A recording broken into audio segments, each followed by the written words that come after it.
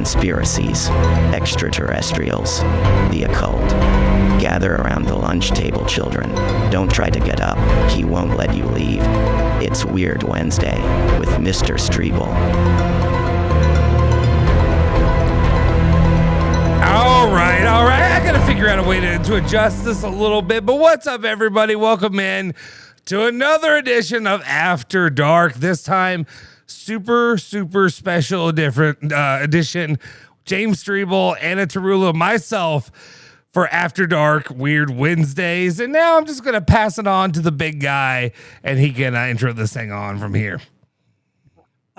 Hello, welcome in tonight. Hope everyone's doing well this Wednesday evening. Beautiful summer night out here on the Streble Big Deck. So enjoying the lights on my umbrella and good company, and hopefully a good subject tonight and a cold beverage. So hello, everyone. So I sent some research for you to do. Now, I did say I know how busy you all are, so it's okay. Don't say L's up, Walt Nicholas. I'm kidding. You can say whatever you want, buddy.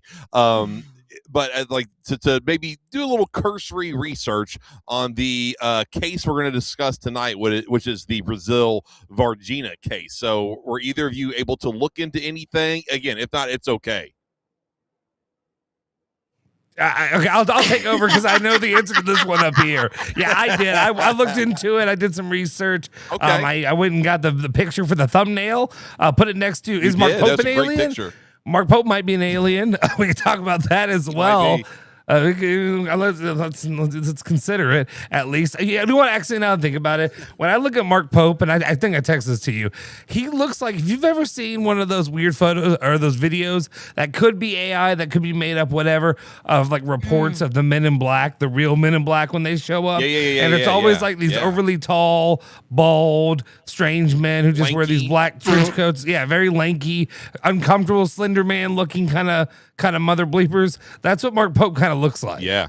It wouldn't surprise me. I wish he had the technology to like erase people's memories and stuff after he tries to recruit them and it doesn't work. If he could just do that thing to erase their whole memory and be like, "You want to come to Kentucky?" I agree. It's really funny how the film series Men in Black really skewed the actual, people's experiences with the Men in Black. Like they're otherworldly or some type of weird entity that isn't really human, but they try to act human and they do really weird things. And that is Mark Pope.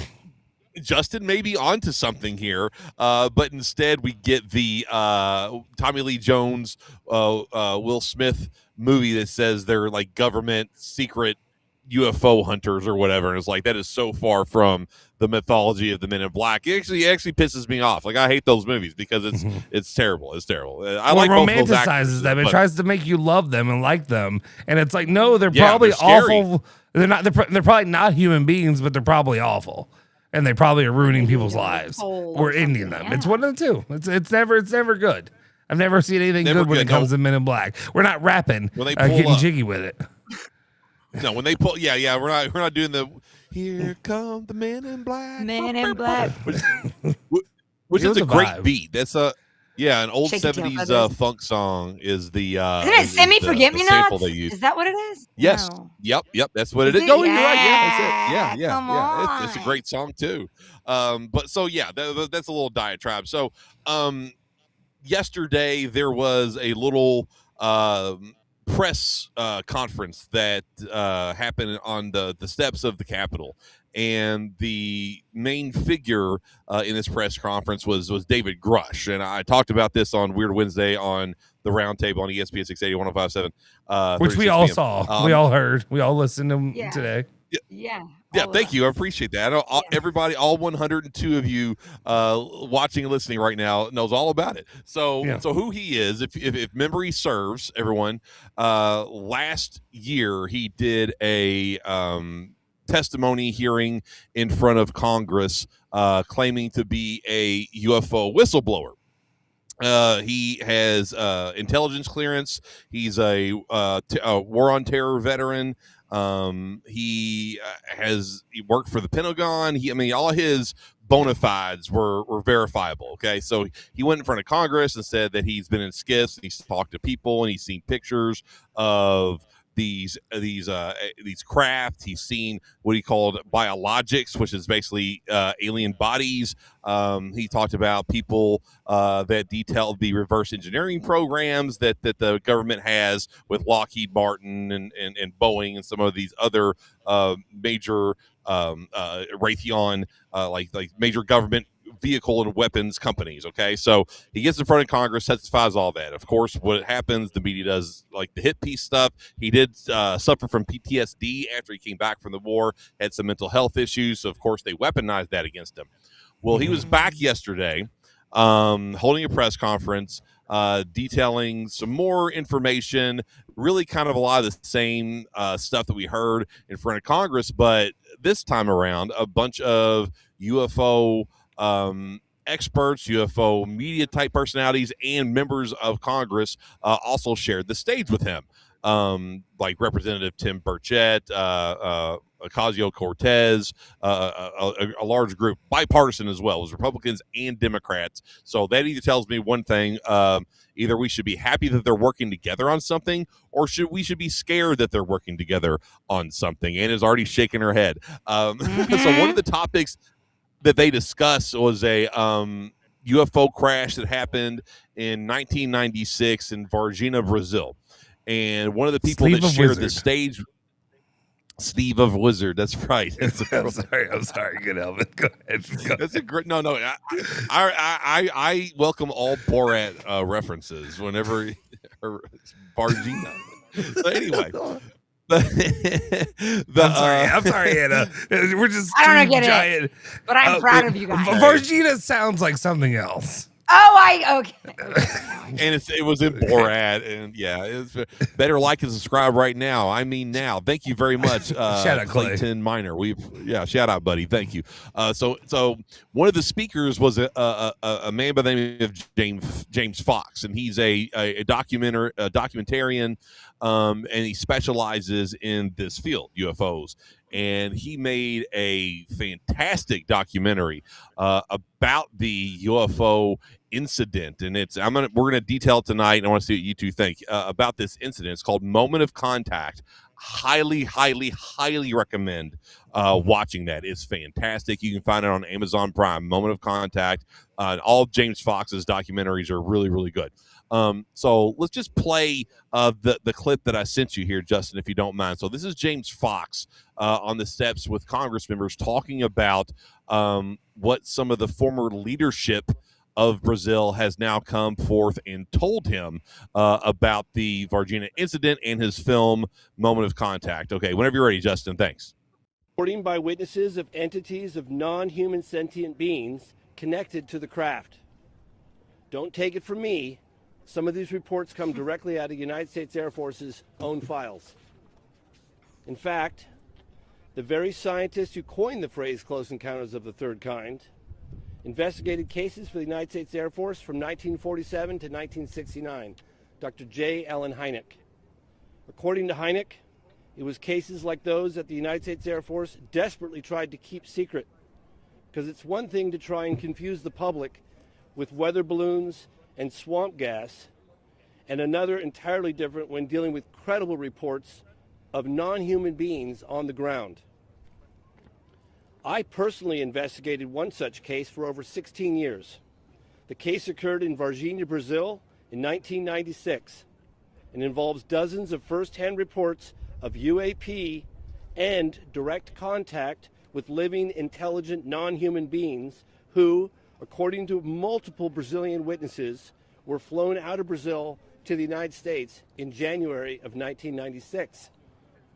Recently, the former Brazilian Ministry of Defense, Aldo Rebelo, confirmed the incident occurred and stated, if the U.S. disclosed information on this case, then we in Brazil could do the same.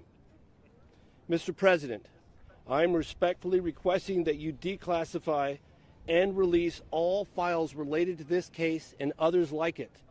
We, the people, have a right to know. Reality should not be classified. Thank you.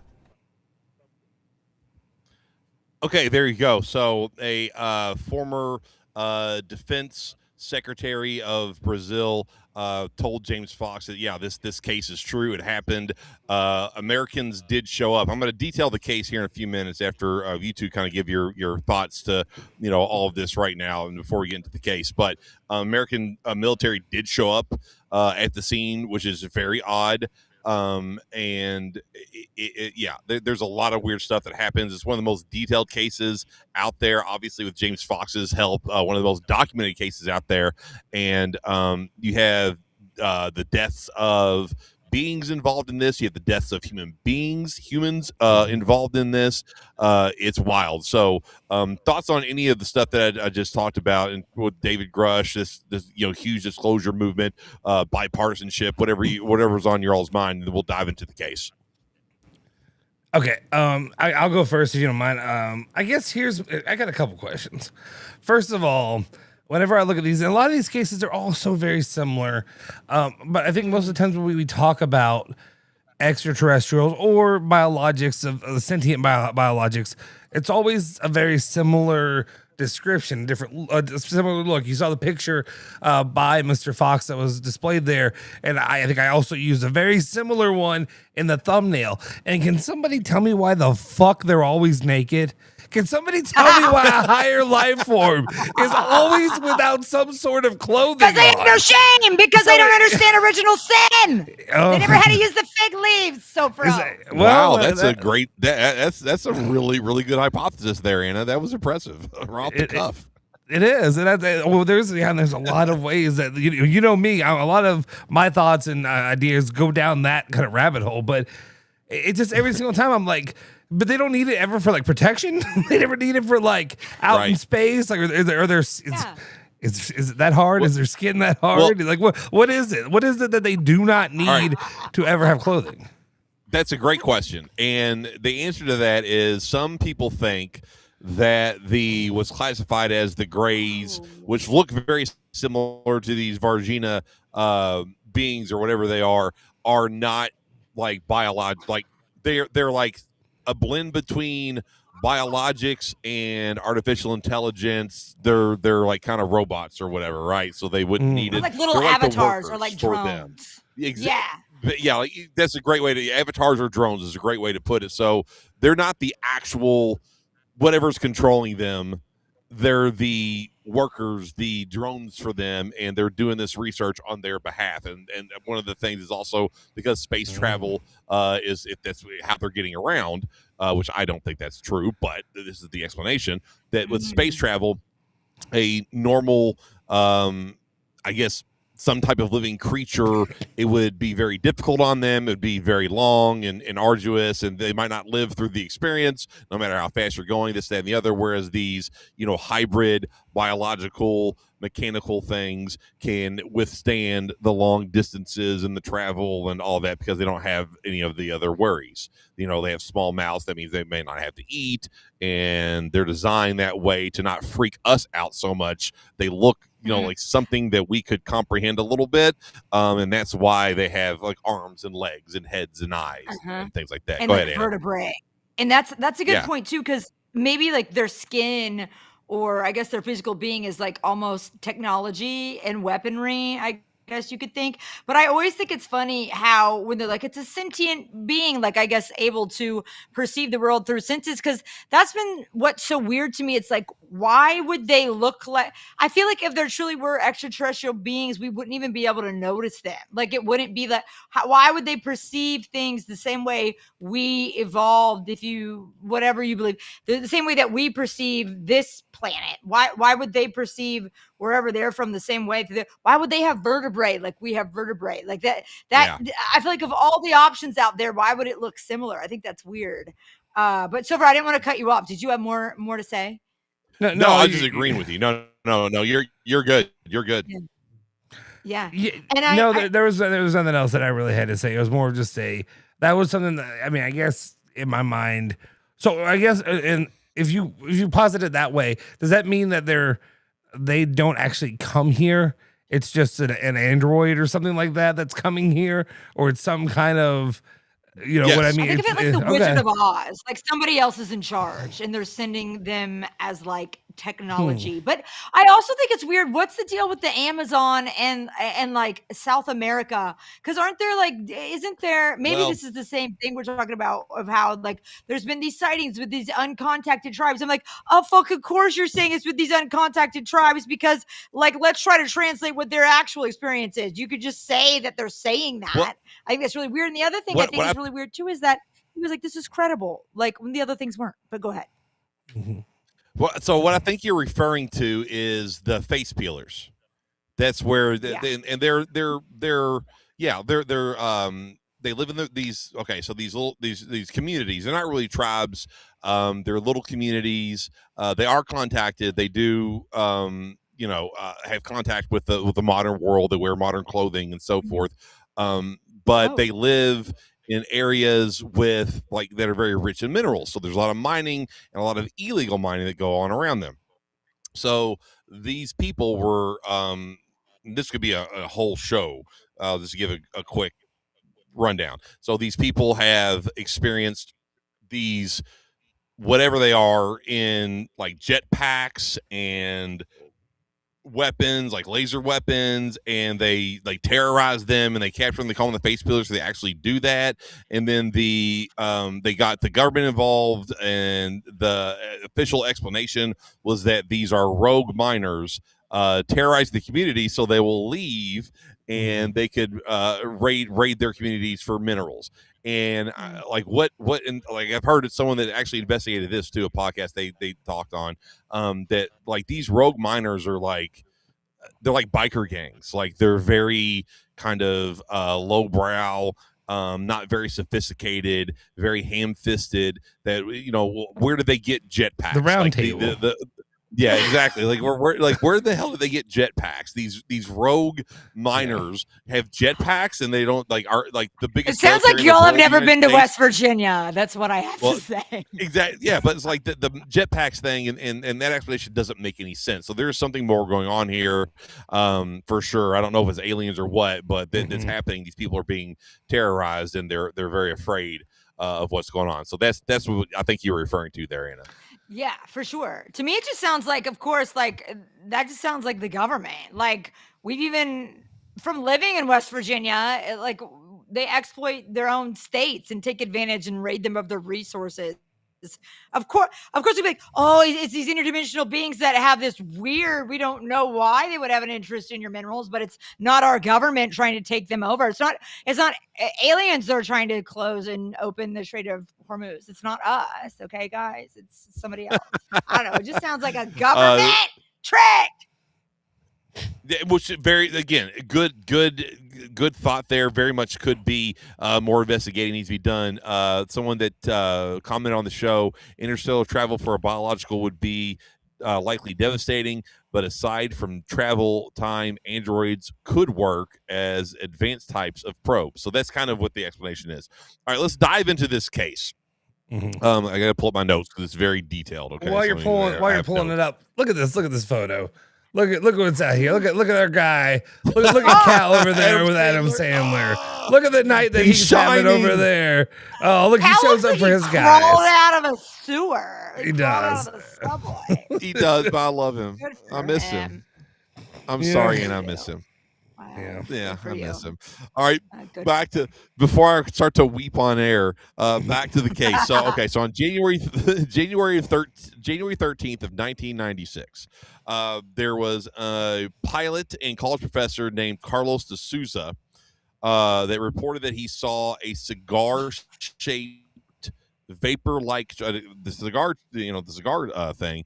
Was he laughing at the? Is it true that Mark Pope is a drone like in Star Wars? Okay, can't get distracted. Yeah. Anyway, he saw the cigar. You got this. Yeah, he kept. Always he saw pill this, or phallic shaped. I'm just saying. What? I think only you're thinking about that, Anna. I don't think you You're right. considered That's it.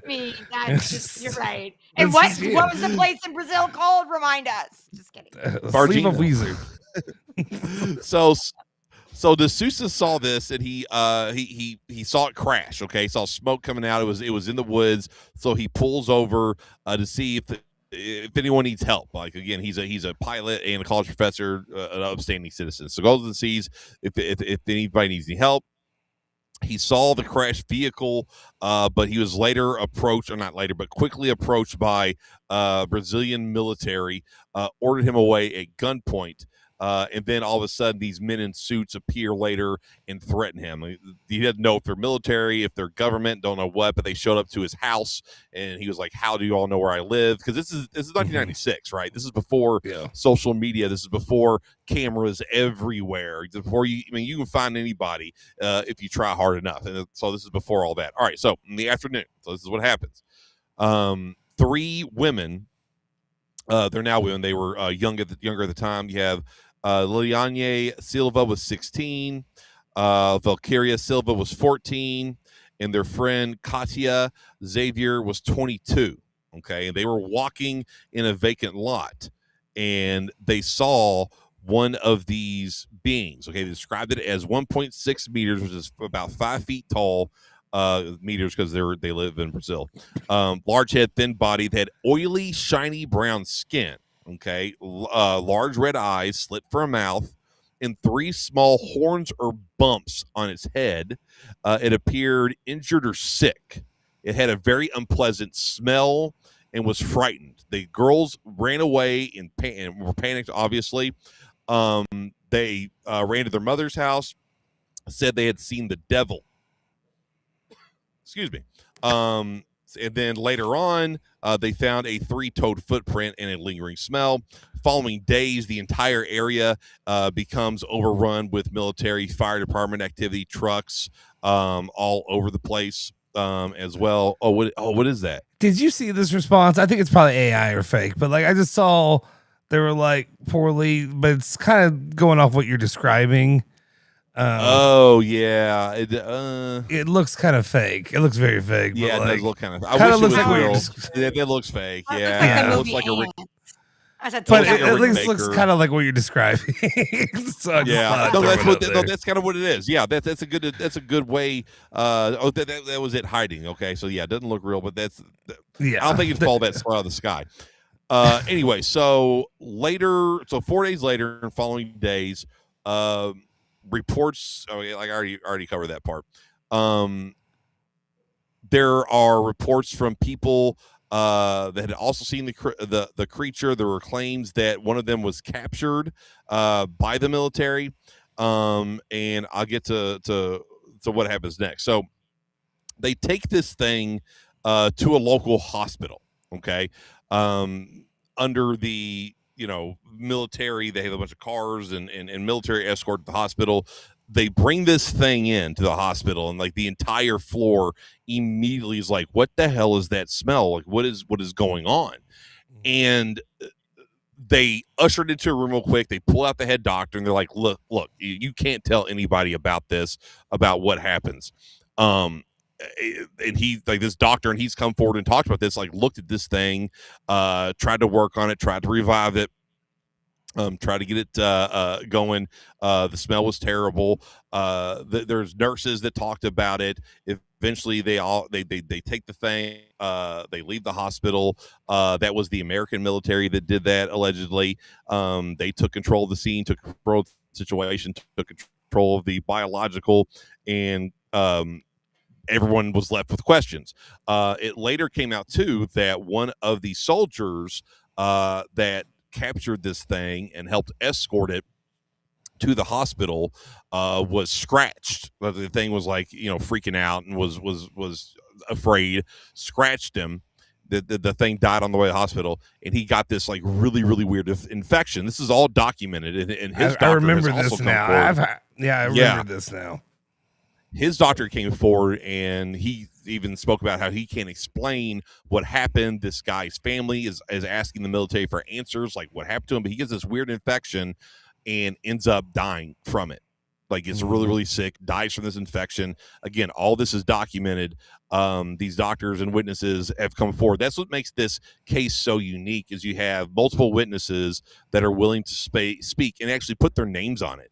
And if you see in the film, watch the movie Moment of Contact, you get to see these people, see them in person. They they must be great actors because they all look traumatized. They all look terrified. Like when the professor and the pilot goes to the scene where he found it to point out like this is where it was, he gets super emotional and really can't like he like can't hold it together for a little bit. He eventually pulls himself together and starts talking, but it's like, okay, this guy saw something. Like I don't know if he saw an alien craft or whatever, but he is obviously traumatized by the event, by being accosted by military by gunpoint, and also being bullied and threatened by these guys in suits. So that's the case he was referring to. And then you just had a former Brazilian military director basically confirm it and say, yes, those are the documents that we have. It happened. If the USA will do it first, we will follow suit to corroborate their story. Why? So why, Streble? Why do they have to go ahead. Why do they have to say if the USA will do it first, we'll do it? I don't get that. Why can't they just I don't either. do it? That was my question. When I heard that, I'm like, Brazil, why do you care what the United States says or does? This happened in your country. We're the ones allegedly that came in and overtook everything. Like, it's your case. Or are they afraid of some type of repercussions? Like if they spill the beans or release the documents and all this other stuff that magically their leader is now a threat to democracy and like Brazil's now really close to developing a nuclear weapon. Like, I don't know why Brazil won't do it, but they're either afraid to do it or this is all a ruse and a scam. And they're like, well, we'll do it, but only if the United States does it first. So those are the two explanations. Yeah, it was weird that he said that was okay, we'll do it if you do it first. Like, why? Do what you want to do. You're your own country. So, Justin, what are your thoughts on the case and the updates and stuff that we've given here? And the kind of the bigger picture of it to me is kind of the question we've asked a lot, and a lot of commentary that I see every time something like this comes up is why is it usually always the United States? Why is it America? How many of these reports do we see in foreign countries? Why don't we really see a lot of discussions about this in other places? And I understand there's third world countries, there's places like that. There's a language barrier and all that, but you just don't hear, in comparison, these same kind of numbers, these kind of same stories or details, which is why that it kind of makes me question.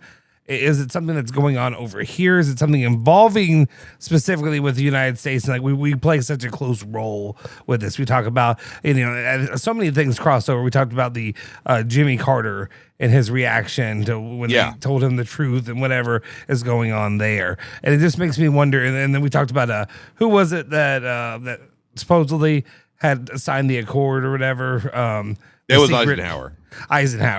With that kind of stuff. So it just kind of makes me wonder, is it just stuff that's happening over here? Is it that's my bigger question. Is like, why?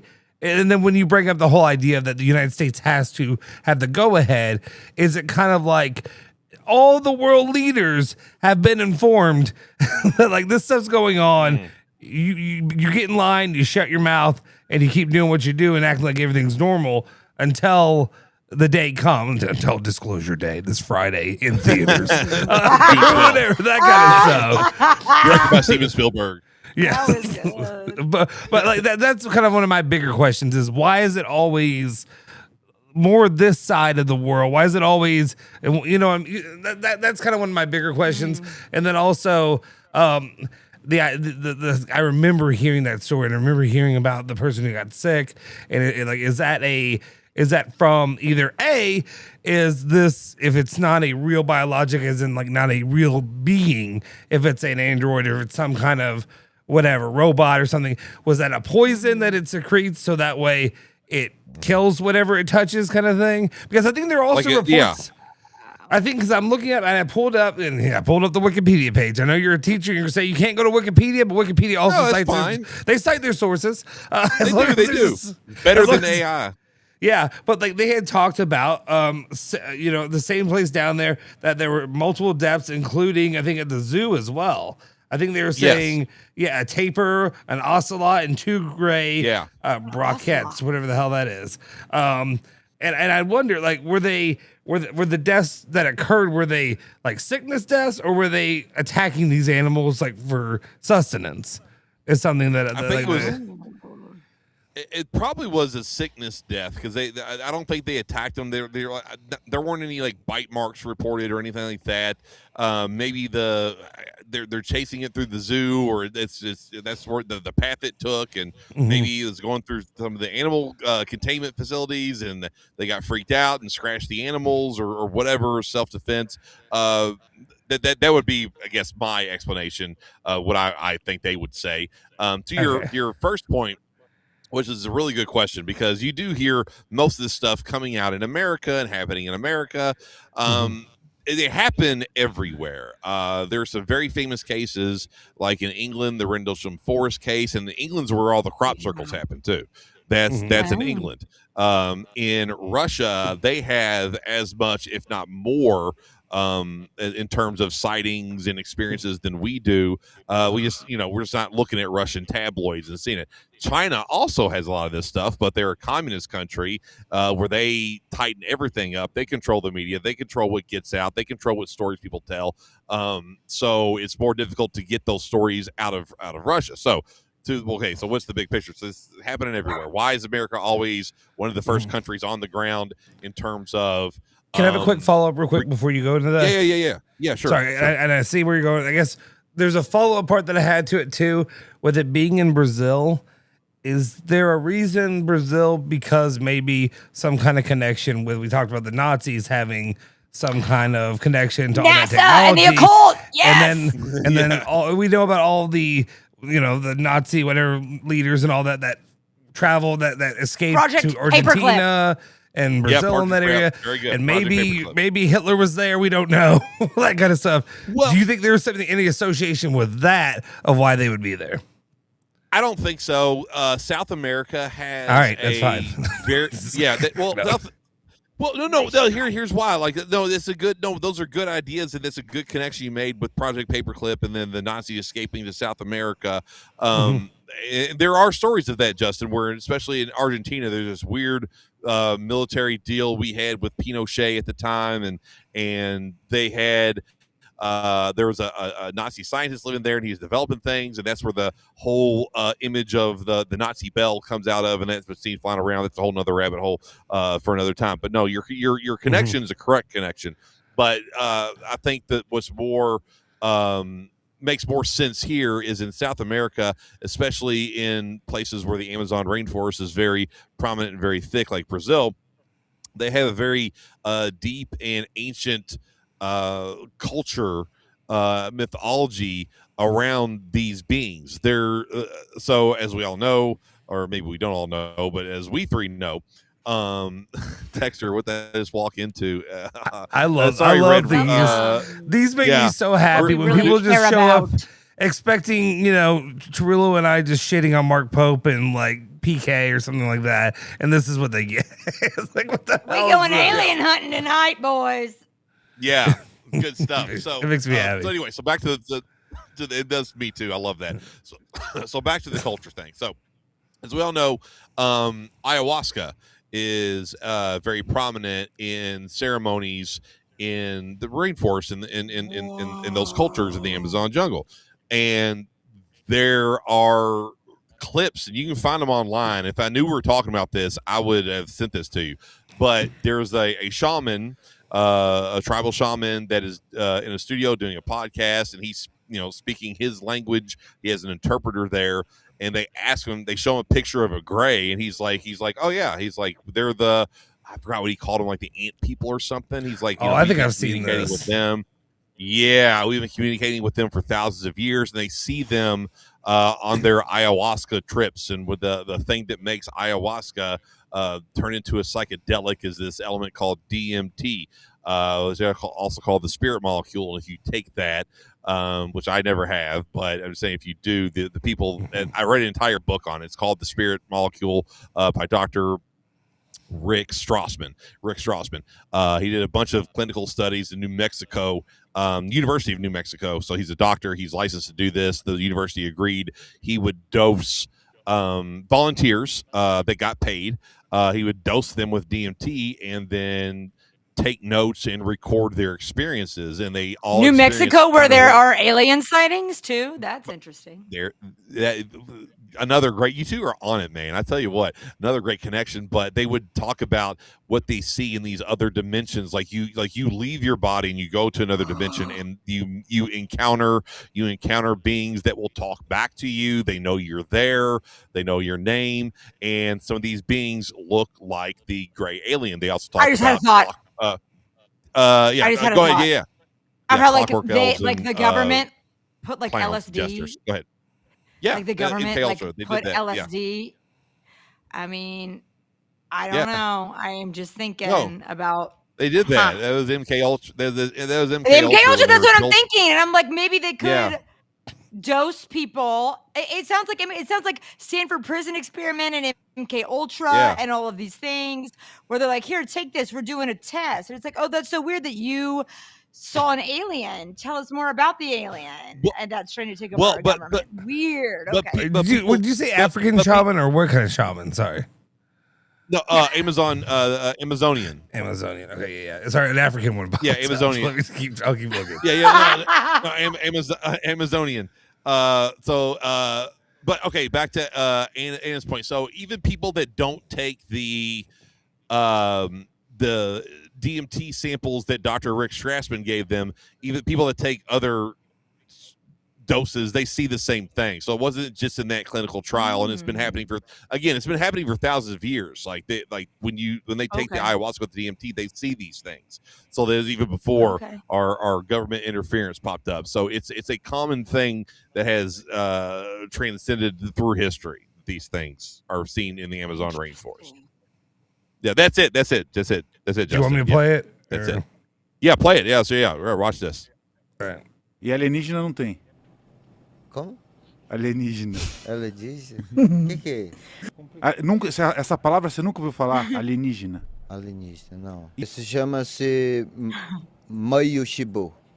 Isso aqui? Sim. Mancunawabu. Mancunawabu. Sério?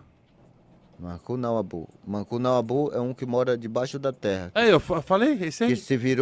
Que se virou formiga hoje, que nós chamamos Una. Que é uma formiga grande, chama-se Mancunawabu. Que essa formiga também é muito perigosa, né, Boina? Se as pessoas ficam mexendo com ela demais, ela leva o espírito da pessoa para debaixo da terra também. Para voltar tem que ser um pajé bem bom. São seres que pode aparecer em luz divina, com a luz do Nishipan. São seres que a gente pode ter o contato, que moram debaixo da terra.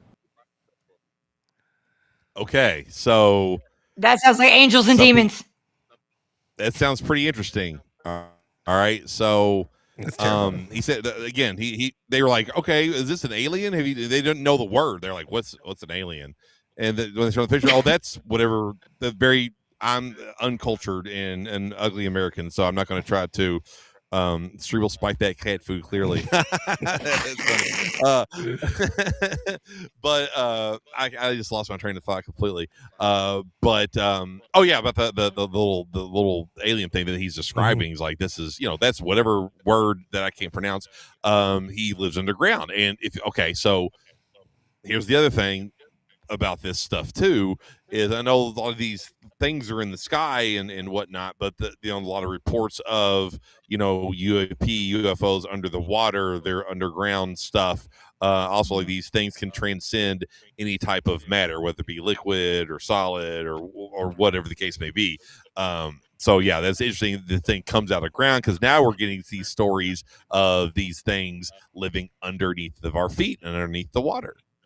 Yeah. You know what this reminds me of? So Tucker Carlson just had Jimmy Dore on, and he was talking about his research and stuff into Carl Jung and something about like a shared consciousness of humanity and like shared archetypes and shared symbolism. So I do think it is very interesting, and I don't know whether this play on shared archetypes throughout culture and throughout humanity like is manipulated and used to instill fear, what have you, or if it really is a real thing. Like when he talks about divine light and when he talks about coming from underground and kind of like I don't know, a being that can mutate or whatever.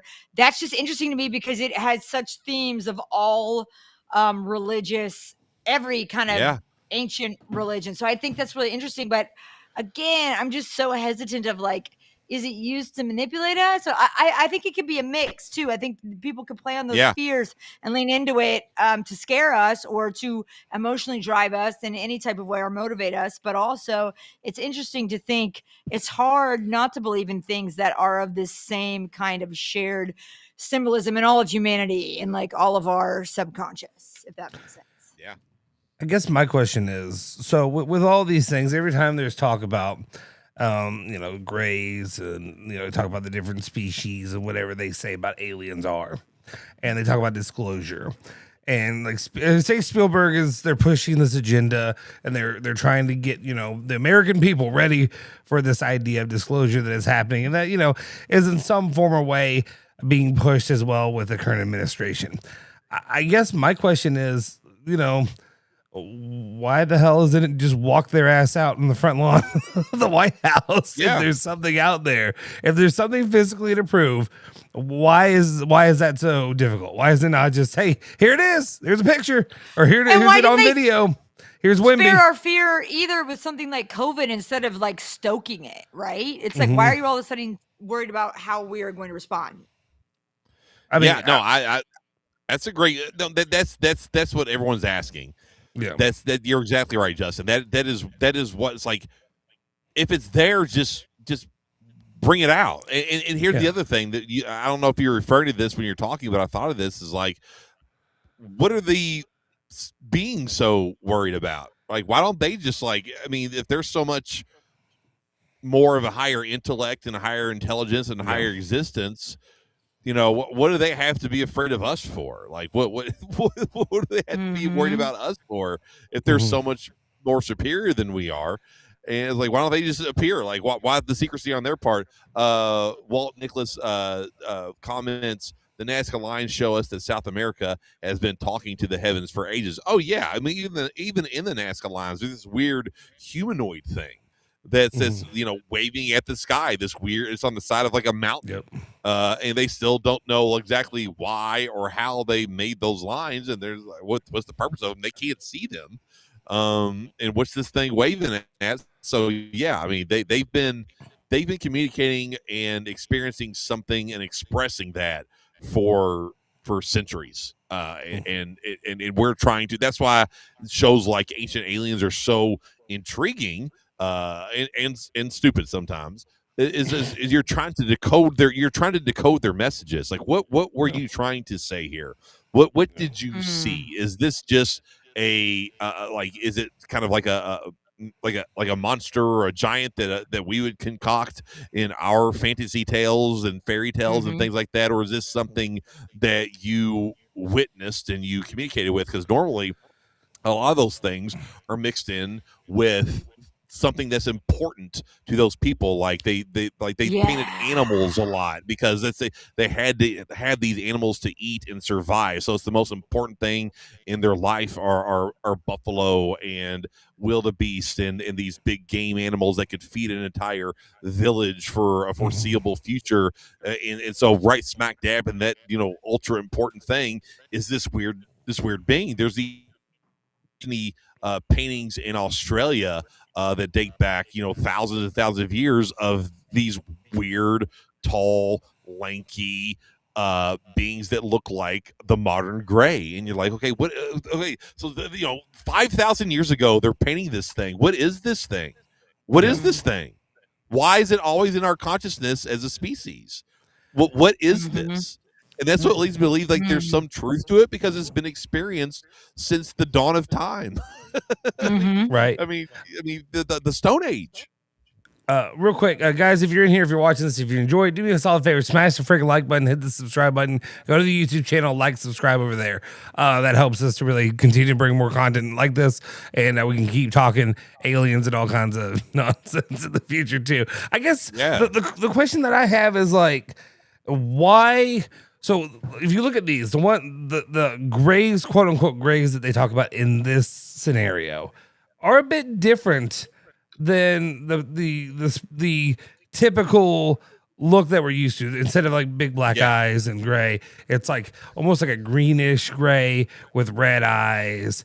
And and it's kind of a little bit more insidious looking. It's something that's a little bit, Is it a different version of it? Is it something else? What do they want for that area? When we talk about the situation in America, when you talk about Bonnie and Bonnie and who's the guy who was abducted?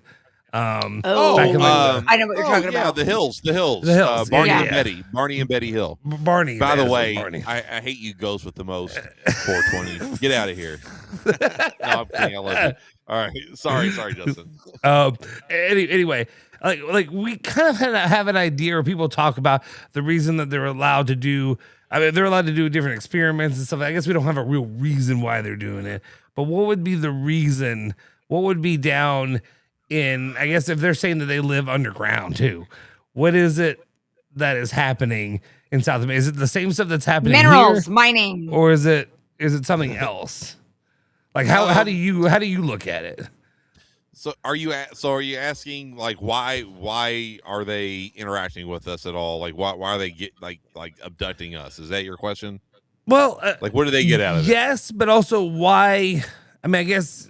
To me, why? What about Brazil? What about down there? Oh, you know what I mean? Maybe I'm just self-important. Natural resources, America, and it's like natural resources, maybe. Yeah, a lot of natural resources. I mean, it's one of the more, I mean, as far as natural resources are concerned, one of the richest places in the world for those things. I mean, well, plus, and one of the reasons why they're clearing out all the rainforest is their cattle grazing, right? Because those are vast acres of land that they could use, and so like there's a lot that's valuable in that part of the world.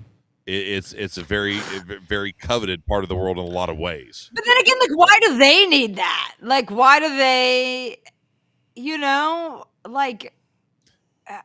I don't know. I guess we can't really conjecture on what their planets or their home places look like, but I think because the thing with like there's all these sightings around like nuclear energy because they don't want us to destroy ourselves, and it's like okay, or it could have bigger ramifications. But like the Amazon, it's like what do you? Well, maybe because we're okay. So if you're that's a great point. And so the way my brain connected it is. All right, so you mentioned like humans are in danger. Don't blow yourselves up with nuclear weapons. What are we doing to the rainforest? We're destroying the rainforest, right? And it's vital to not only human life, to all life. Like, why are y'all messing with the rainforest? Like they pop up in places, it's seemingly to like where we put ourselves in the gravest danger. Yeah. So yeah. So do you think these things are? Do you think these things are benevolent then? Or do you think they're benevolent? Do you think they're evil? Do you think they're in between? Okay, so I mean, this could go down so many paths. I just think of that Kate McKinnon SNL sketch. Yeah, that's hilarious. She's really funny in that. Yeah, where she's like, "Yeah, that did this to me," and blah, blah, blah. That would be the first thing she's been funny in. I thought she was funny in. Was she in? When she was Justin Bieber. That was funny too. Is she the one that was in like Ghostbusters and all that? Yes. Is that who I'm thinking of? Yeah. Okay. Yeah. I'm pretty sure. Yeah. Okay. Former SNL. But okay. So what do I think of their intentions? Like, are they evil? What are they? Mm-hmm. What are the stories that we hear the most? Are they positive interaction stories or are they negative interaction stories with these things? They're probing me. Yeah, I feel like it's all negative, right? Or mostly negative. Like, mostly negative. Yeah. Okay. So, if they're here for friendly purposes and getting us back on track to not blow ourselves up and protect our planet and us, then why are they so hostile towards us? Like what? Okay, so they don't want us to kill each other and kill ourselves, but they still harm us in some type of way. So you asked a question earlier, Justin, about them living underground and this, that, and the other, and are they autonomons or whatever? What, like, if they're here, why are they picking on us? What are they doing? Autobots. So one of the things that they're very curious about us specifically is the soul. like the individual soul of every human being. They're like, what? They're essentially soulless. Like, what is that? Yeah. So they're trying to like figure us out and trying to find a way to extract the soul from the human being and try to get the same experience that we get. Sounds like AI. And, well, okay, so what are other soulless? Well, maybe not soulless, but damned beings that are trying to. Viva Netanyahu! I was gonna say fallen angels, but okay. Fallen angels, right? Fallen angels. So that was a great band name, Fallen Angels. How is there not a thrash metal band called Fallen Angels? Like, how is that not happening right now? Or at least in 1983. But so that's the dark path if you want to go down that way. So, and I think you can even think too about how like that's what differentiates human beings from animals or whatever, biblically or whatever. It's like we were infused with the soul. So it's not even just like intelligence, it's more than just mental or brain or whatever. Or how, I don't know, but that the soul is different in human beings. And so that's just really interesting to think about. Yeah. Especially with the AI and shit, Yeah. Yes. The problem to me, though, is the same thing takes me right back to the same discussion we had last week, which was when we talk about any kind of like sentient beings that are not fully human or not, whatever these biologics are, it's just every single time it just takes me back to the, it sounds to me like a crazy Bible thumper, but like, you know what I mean? Like this thing seems demonic. It seems like not just for the demonic, like, satanic, whatever term, but just like something that just, it doesn't feel right. It feels like, it's like, it has there's a hard time for me to consider. Cause like as a kid, I watched Star Wars. Anna hasn't seen it, but like I watched Star Wars and I'm like, how far do we have to get till we are walking on a planet? Instead of being racist to each other, we're being racist to other species. We're going out. Look at this slug looking mother bleeper. That's what we're doing. We're not talking about what each it's going to other. take to end racism? Yes, it's no longer about our color with each other. It's about that. Why does that guy look like a horse? Why is that a horse man? A centaur with no conscience. Centaur. It's just a running around. Upper half. It's like BoJack Horseman. It's lower half. Yeah, it's abducting innocents. Well, but like, Go ahead. Well, okay, so no, you're fine. You're right on the right track, at least in my point of view. Why do all these discussions always lead back to religion in some way, shape, or form? It's like every time you talk about it, if you go deep enough into it, right? Not just the cursory. Don't forget Rick Poison had the song "Fallen Angels." Yeah, great. Yeah. Bam. Now I like you better, Ghost with the Bow. It's a little Poison reference.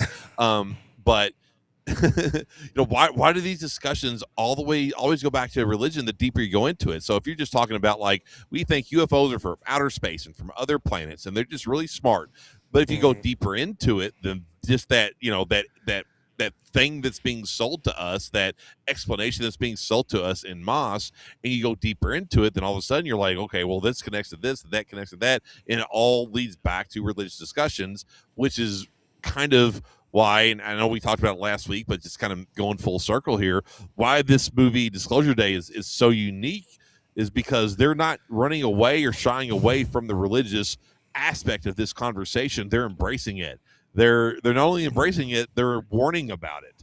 Like, this will shake your faith. This will make you question it. Specifically, Christians.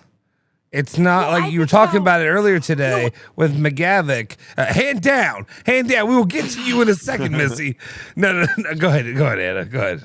No, I just was going to say, just like as very quick aside, is like stuff I've seen recently is like where our public moral conscience comes from. And so much of it is just so intricately related to Christianity that a lot of atheists or secularists these days, they can't even separate the two. They call themselves non-Christians, but a lot of their public worldview is Christian in terms of their morality. But it's so Christianity has so shaped our Western way and how we interact with each other that you can't even really see it. So it does make sense that we would immediately, even if you think you're atheist or whatever, think about these aliens without a soul or without morals or without whatever, why they're different than us, that you would view it through that lens, if that makes sense at all. I don't even know if I relate my that makes sense. No, it does. It does. It absolutely does.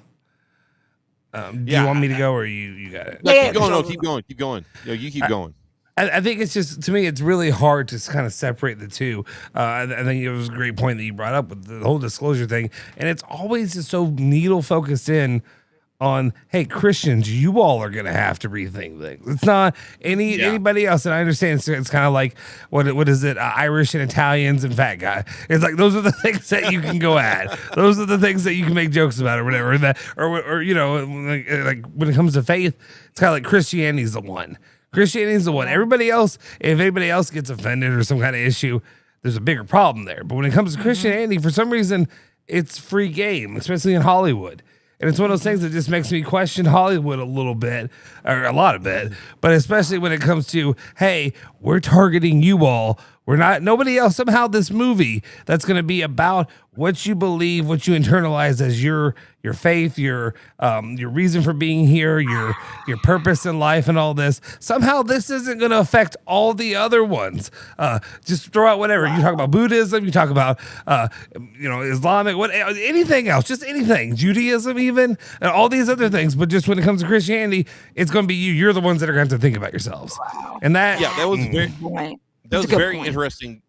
That's a very interesting comment that he made, and I was kind of like, I kind of had the same reaction. I was like, well, why just say that one? Like, why not say all faiths are going to be shaken and all faiths are going to be questioned in this scenario? And you think about it, and you're like, okay,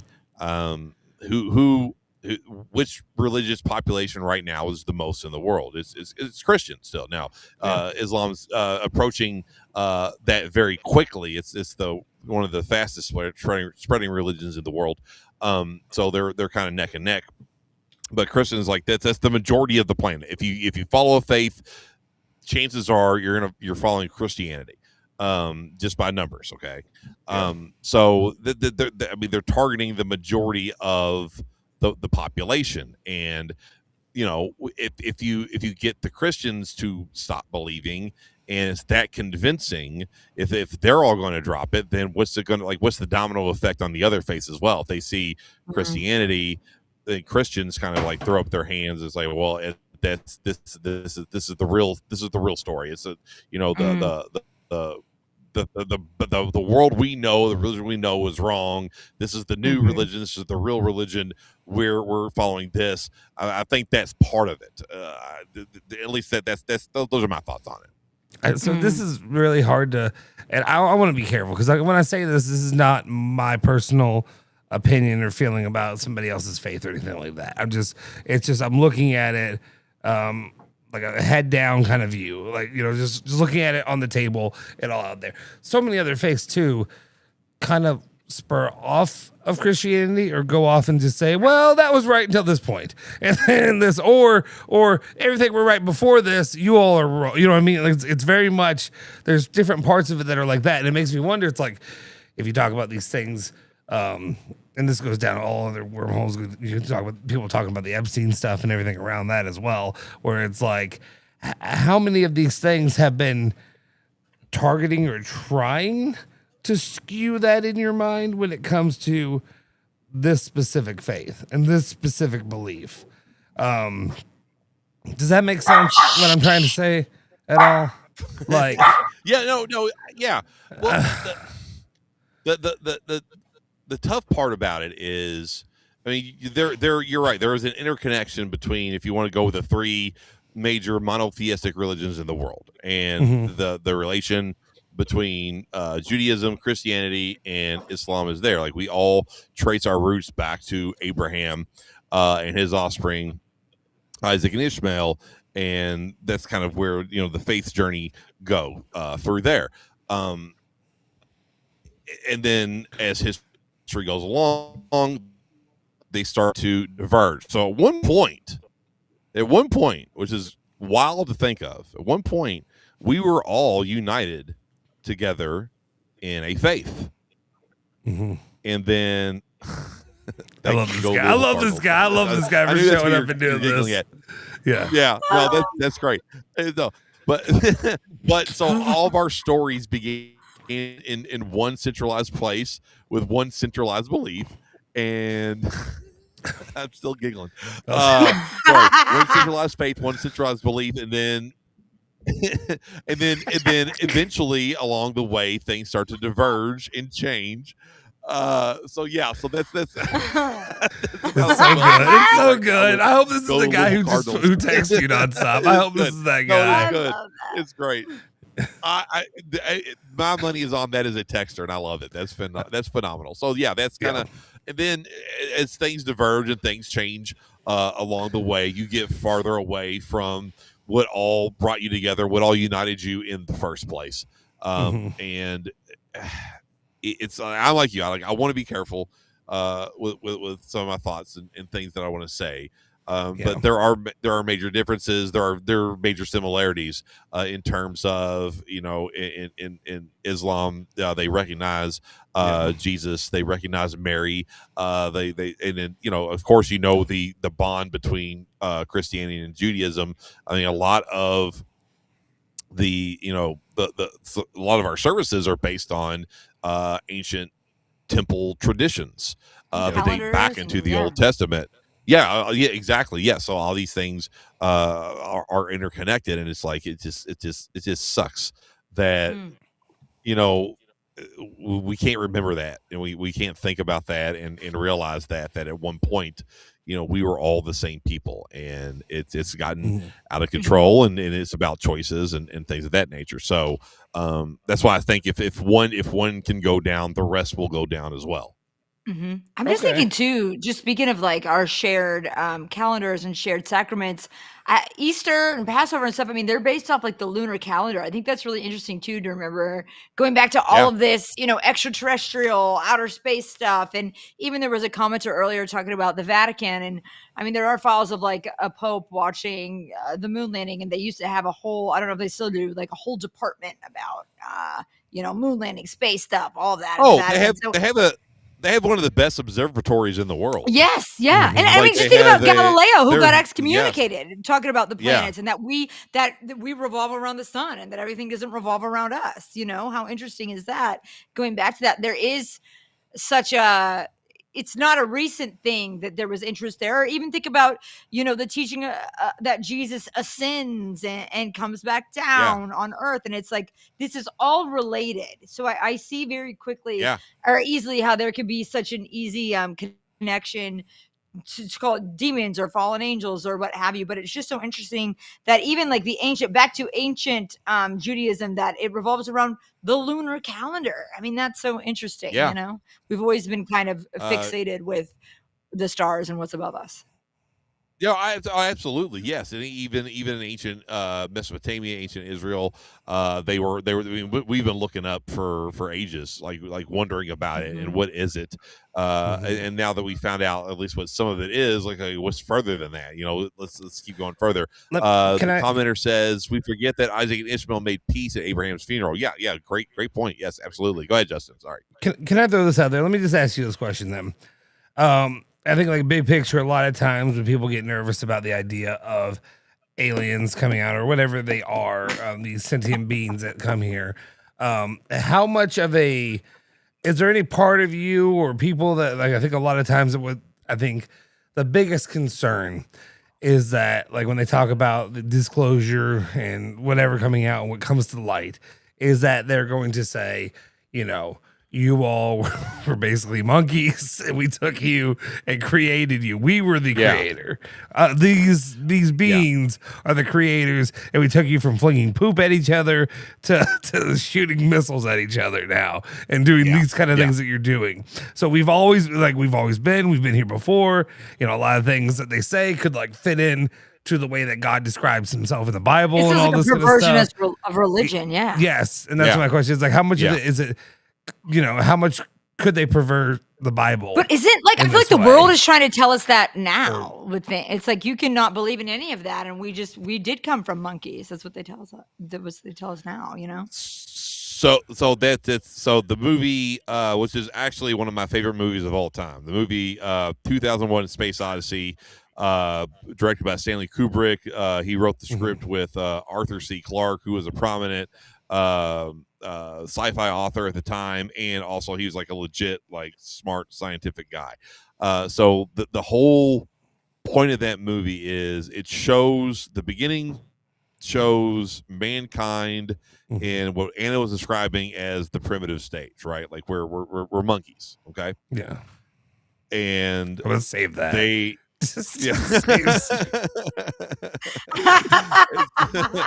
so the monkey group finds a giant obelisk, right? That just appears. Right. And it starts emitting this weird sound, and they all start kind of losing their minds and going crazy.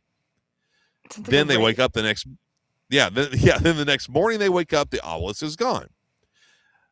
They had been raided by a rival, prehistoric human group the night before, and they were unable to defend themselves, and they hide.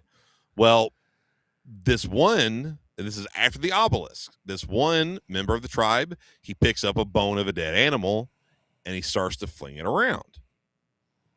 And he notices the harder he flings it, the more damage he does to the surrounding bones that are in front of him. The next time the tribe tries to raid them, they are now armed with weapons, and they start clubbing them and killing them and eating them. So they were introduced to technology by this obelisk. And then the way the movie transitions from prehistoric mankind, he throws the bone up in the air, it follows the bone flipping through the sky, and all of a sudden it transitions into a spacecraft. It's what are they called? The space station. It's a space station. So the technology transitions from that to the space station. And now you have 2001, which 2001 was really crappy compared to the 2001 depicted in the movie. That was awesome. So now we have mastered space travel, and we find another one of these obelisks on the moon. Buried in the moon, because we have now colonized the moon. Yeah. They then get a message from the obelisk that another one is between the planet Saturn, which is really interesting because in the book it was Jupiter, but in the movie it was Saturn, and his face just lit up because there's all these connotations about the planet Saturn being evil. She's in retrograde. Yeah, exactly. And so there's another one of these obelisks is floating in between Saturn and Jupiter. It's closer to Saturn. They fly to it. There's a whole AI middle of the film, like an AI warning, where the AI robot of the spaceship starts killing the humans, where they start to deviate from the plan, and it's awesome. So it's like the first depiction of AI in a movie. And so anyway, they find the obelisk. They go through the. Well, actually, one survives, goes through the obelisk, and then I'm not going to spoil the ending, but this something happens, and just like Anna and Justin were saying, they developed us, and now it's time for the next step of humanity in their evolution. Take her home and breed her. Thank you, Dan. That was beautiful. I think he's talking about a horse. I think it was he's talking about a horse. He's talking about a mare. Could have been. We're not sure. It's funny because I think the 2001: A Space. It was a book, right? First. Yeah, Arthur C. Clarke. Yes, he wrote. Is that the one with the theme song where it's like bum bum bum bum? Yes, that is the one. Yes, that's the movie. So it's a great movie. I'm not stupid by any means, but I think it's the only one. I think it's because I didn't actually read the book. I think that's what happened. I think I was like 8th grade or freshman year of high school, and I was like, I don't feel like reading this book for this grade. It's a great book. I did the Cliff Notes, and then maybe failed it. I can't remember, but now I'm like, but every time that movie would come up, I'd be like, oh, that's that fucking book. That's that book. So I feel like I feel like now I need to actually watch the movie. I need to actually read it. I'm just kidding. It takes a while for it to build up, but like once they the beginning is like in your face, bam. It gets kind of slow, but you have to pay attention because it explains everything and what they're doing, and then it picks up and it just blast you off, man. It's great. But y'all feel like y'all want to wrap up tonight? It's about 11:24. I do have to pee. I'm going to be honest. Yeah. Okay. So yes. All right. Great discussion. Great discussion tonight. We'll be back at it next Wednesday. I'll find something else we need to discuss. Maybe do something a little different than UFOs. Maybe not, but we'll see what I'm in the mood for. So Anna, Justin, thanks so much for joining me tonight. Please like and subscribe. ESPN Louisville Plus. Keep coming back, and the content that Justin continues to put out is top notch, and we appreciate him and Anna. Your all show on Sunday night after dark that starts at 9 p.m. correct? 9:30 ish. We had to push it back because Anna. 9:30 ish. Every time. 9:30 ish. So catch them if you want more traditional sports takes and not me weirding it up. So everyone have a great night. Thanks for tuning in, and we'll see you next Wednesday. Stay weird.